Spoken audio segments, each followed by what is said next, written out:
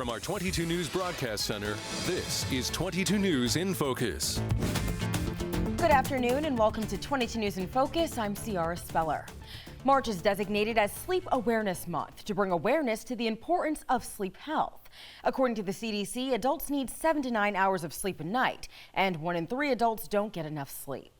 Lack of sleep is linked to several chronic diseases and conditions including type 2 diabetes, heart disease, obesity, and depression. So this week on 22 News in Focus, we'll be looking at the importance of a good night's rest and how to get it. So joining me now is Dr. Karen Johnson from the Department of Sleep Medicine at Bay State Health. We thank you so much for being here. Thank you. Sleep, definitely something I do not get enough of working the night shift. Why is it so important to get sleep? So sleep is really when we regenerate our bodies. We get hormones, we clear toxins from our brains, we grow, our brain functions, processes memory. So a lot of important things actually happen during sleep. Yeah, and so what makes a good night's sleep? So there's a few main qualities of sleep. One is how long you're getting. So we want to get adequate duration of sleep. We want to get regular sleep. And we want good quality sleep. So if there's something disturbing the sleep and waking it up or making it not good quality sleep, that also will not be good. Yeah, so I've tried counting sheep. I've tried drinking warm milk. Doesn't really seem to help, but how many hours of sleep should we be getting? So most adults we think need about 7 to 8 hours of sleep. Now this is sort of an average amount. So there are people that do very well on 6 hours and people that need 9 hours. And so you really want to listen to your body. If you're still yawning and feeling tired, you're probably not getting enough sleep. Or if you are and you're still tired, there might be that problem with the quality of sleep, and you may want to look to see if there's something that's making that sleep not as good. And what about for teens and children? So most school-age kids need about 9 to up to 11 hours of sleep. Okay. And so most are not getting that. We certainly have a really pandemic of sleep deprivation. Yeah, and how about the circadian rhythm? What is that and why is it essential for sleep?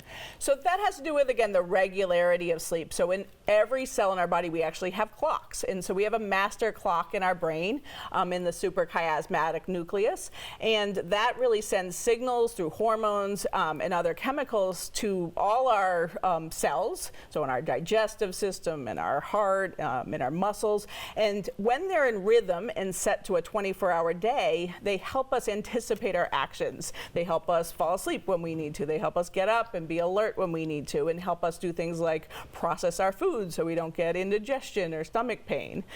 Yeah, and so going to sleep seems like it should be so easy, right? You just lay down, you close your eyes, but I can tell you that it's not that easy. So, what could be some of the reasons that people have trouble falling asleep and staying asleep? Yeah, so, sleep usually comes when you aren't trying to sleep. So, when you kind of get stressed about sleep and worried about it, or you're thinking about your day, that causes our arousal system to be geared up and makes it harder to fall asleep. So that's a very common problem.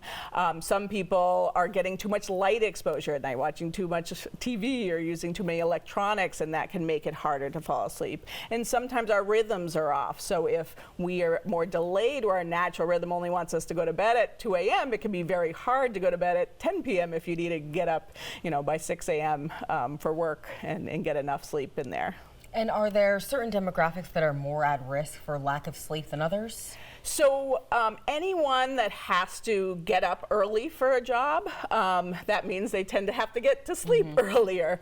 And that is harder for most people, especially if you're getting too much light at night. And then teenagers as well tend to have a delay in their rhythm, so it can be particularly hard for them to just go to bed early to get enough sleep. And then just other factors, if you're working 2 jobs, if you're working as a news place and have to be here at 3 a.m. in the morning, those shift works and things like that are certainly going to put people at higher risk of not being able to get the sleep they need. Yeah, and so how about daylight saving time? How much of an impact does that have on your sleep? Yeah, so there's 2 main impacts. One is when we actually make that transition like we just did, and especially going in the spring from standard time, which is more aligned with the sun and more favorable for our circadian rhythms, to daylight savings time, we lose that sort of opportunity for that hour to sleep when those clocks shift ahead, but we don't realign our rhythms because we're off now from the natural light exposure.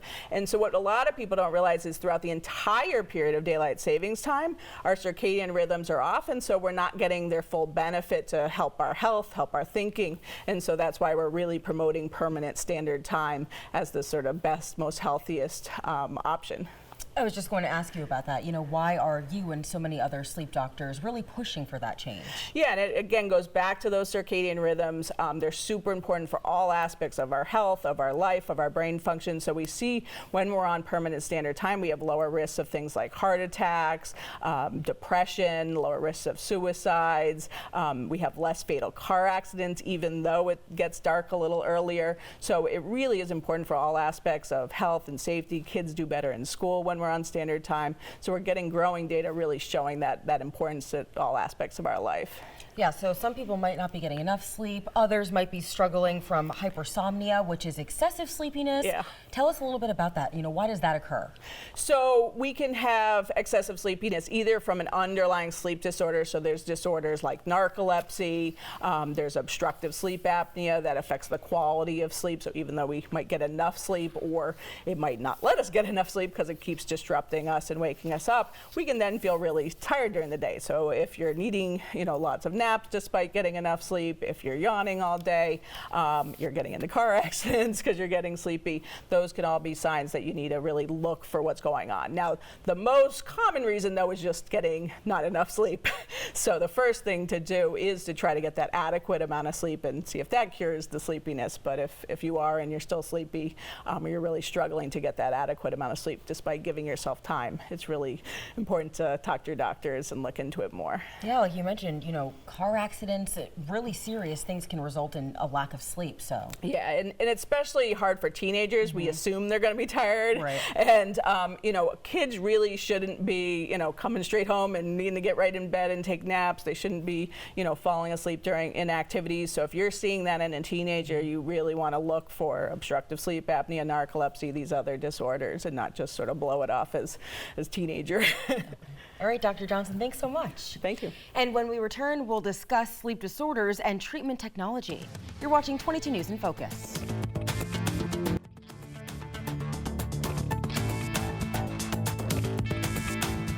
Welcome back to 22 News in Focus. We're talking with Dr. Karen Johnson from Bay State Health Sleep Medicine Department about the importance of restful sleep.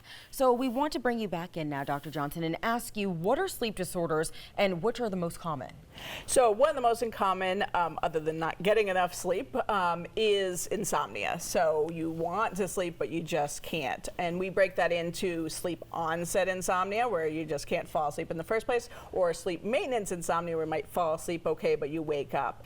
If you're waking up a lot, that's often a sign that something is disrupting your sleep. So that might be something like obstructive sleep apnea, which is otherwise sort of one of the most common disorders.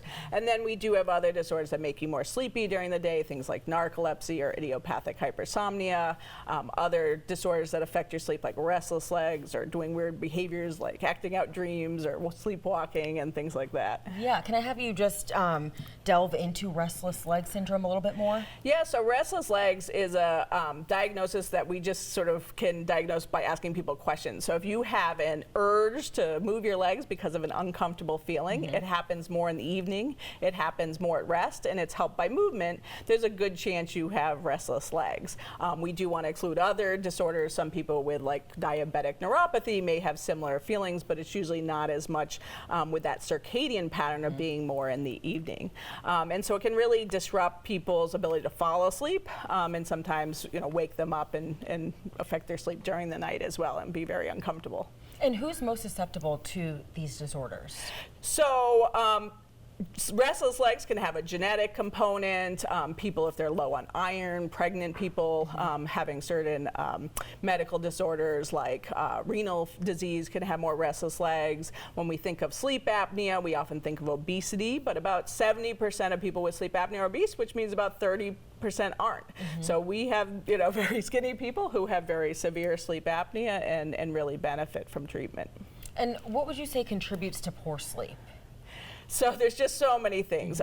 You know, we think about anything in our environment, if it's too warm, if it's too noisy, if it's too light out, all of those aspects can affect sleep.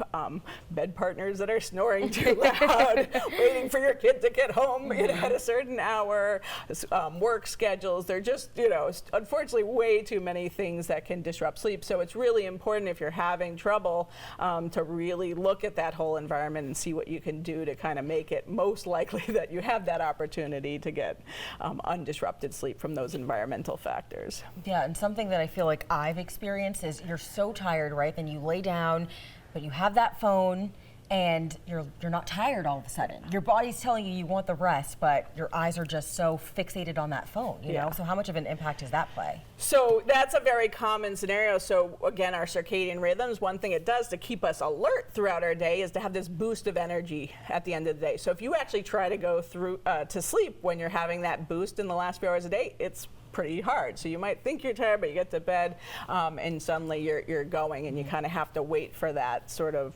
that boost of energy to go away. But we delay our rhythms, make that later if we get too much light exposure. So that's one of the real reasons we got to get rid of the phones, we got to get rid of other electronics, those other things that arouse us and stimulate us, but especially things with that bright light exposure in the evening. And how do you determine if somebody actually does have a sleep disorder? So a lot of times just talking to them and asking them. You know, it's amazing the things you hear. You know, I had a patient last week who drinks 20 cups of coffee a day. And you're like, that's a lot of caffeine. That may be the cause of your sleep disorder. Yeah. So sometimes it doesn't take a test. It just, you know, asking them the right questions. Do they give themselves enough sleep? You know, are they waking up? That can often give us the diagnosis. If we need to make a diagnosis of something like sleep apnea, we usually do a sleep study, which we can do either at home or in the lab. And so that we do have certain tests that we do for some patients. Yeah, so what other diagnostic tests do you have? Yeah, so the home sleep study, it's basically a device you pick up, you bring home, and you're going to put it on right before bed. It has a band around the chest that's monitoring our efforts to breathe, a little oxygen sensor, and a little tube that's measuring the air moving in and out. And we're looking for sort of blockages in the breathing that are affecting the oxygen and causing that to go down. If that doesn't give us enough of an answer, sometimes we need to bring people into the lab where we kind of do a very similar thing, but we also do extra leads looking at the brain waves to know exactly when you're going to sleep. We look for leg movements, so we can get a little bit more information with some extra sensors in the lab. But most of the patients we diagnose these days with home sleep studies and can start their machines and control them remotely. So it's much easier and quicker than it used to be to get people treated. Yeah, so once somebody does the study, and then you find out they do have, you know, sleeping disorder, what's next in terms of treatment? So obviously it depends on the disorder they have, but for sleep apnea, one of the most common things we treat. Most people we try CPAP. There's a few reasons. So CPAP stands for continuous positive airway pressure, and what that is, it's a machine that blows air through a mask. I have one here today that goes under the nose like this, and they come in all sorts of shapes and sizes. There's very small ones that just kind of go in the edge of the nose. We have a lot of new styles that are a lot more comfortable and smaller than they used to be.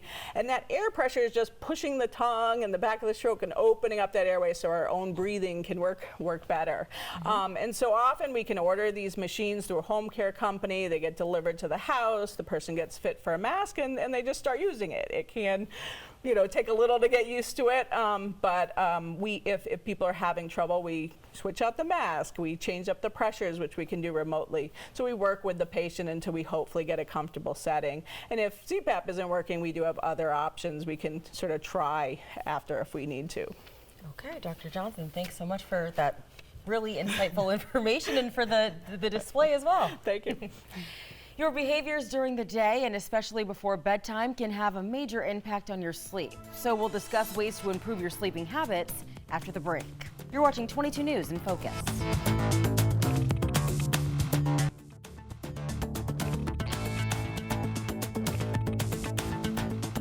We're back here now with 22 News in Focus, and today's topic is the importance of restful sleep.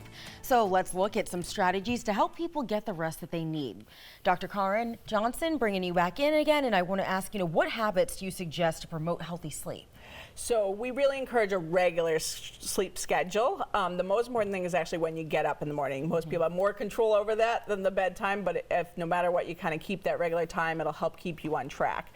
Trying to have a wind down period before bed, getting off those electronics, trying to sort of do something relaxing that's going to put you in the right sort of mindset to fall asleep can be really important as well. And how about some tips for people that are, having trouble falling asleep? You mentioned somebody that was drinking 20 cups of coffee. That's probably something you don't want to do, right? Yeah, so caffeine, alcohol, nicotine, those all certainly can affect sleep, especially if they're right before bed. So watching what those things you do. And for people that really have that racing thought type of insomnia, one of the best treatments is actually something we call cognitive behavioral therapy, which is usually working with a therapist for around 4 to 6 visits on trying to how to decrease that arousability and let your body sort of relax and get to bed.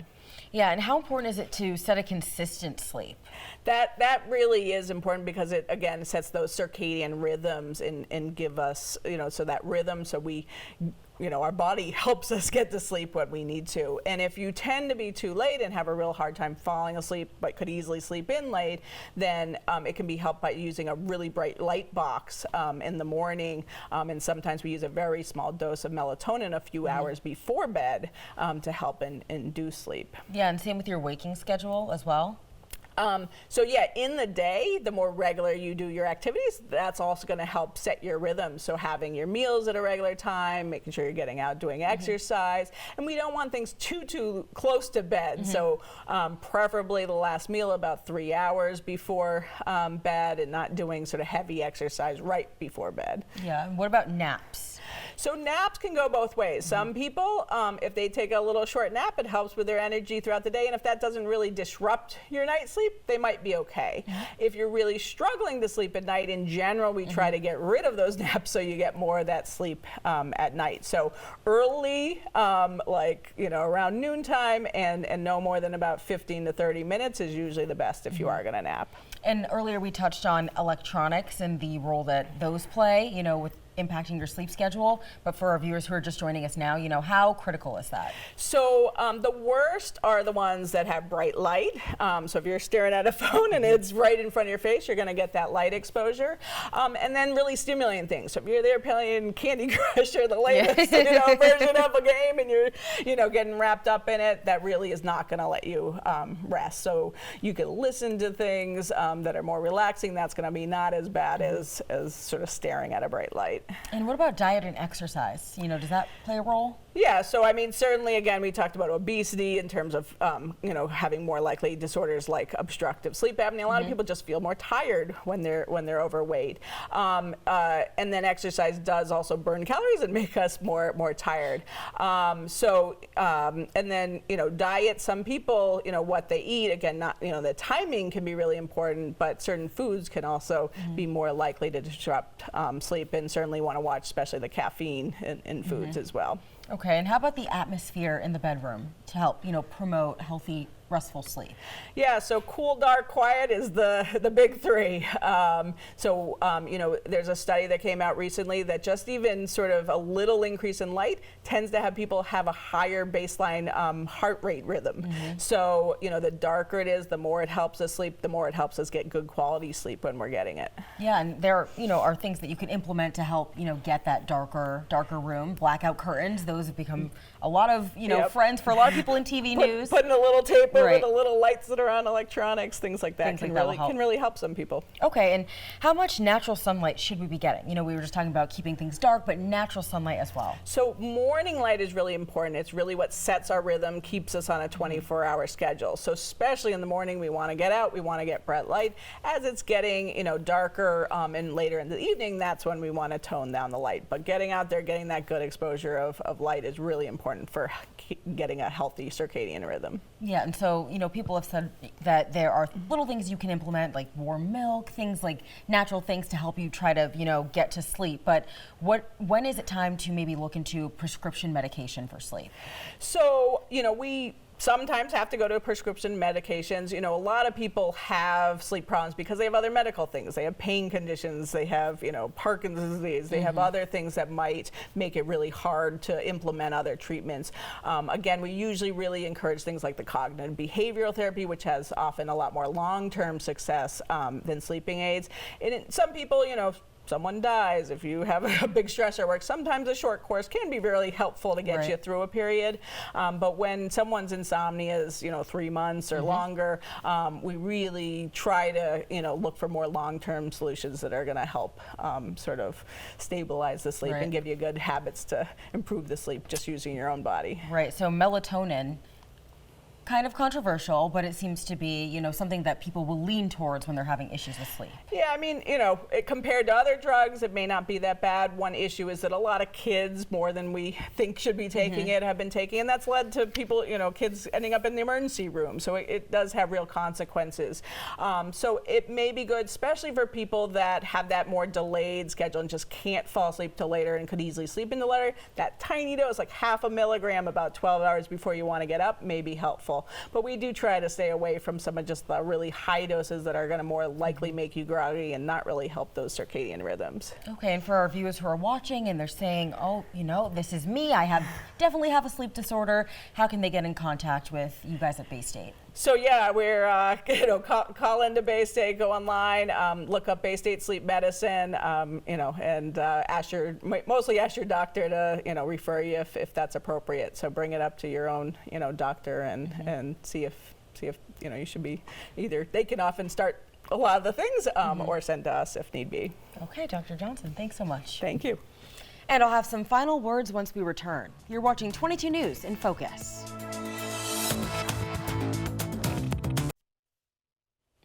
You've been watching 22 News in Focus, and today we've been discussing the importance of a good night's rest and treatments for people who struggle with sleep disorders. We want to thank Dr. Karen Johnson from the Department of Sleep Medicine at Bay State Health for joining us on the program and all your great insight. Thank you. And we also want to thank our viewers at home for joining us today. If you missed any of today's program, you will be able to find it in full on our website at wwlp.com. From all of us here at 22 News, enjoy your Sunday.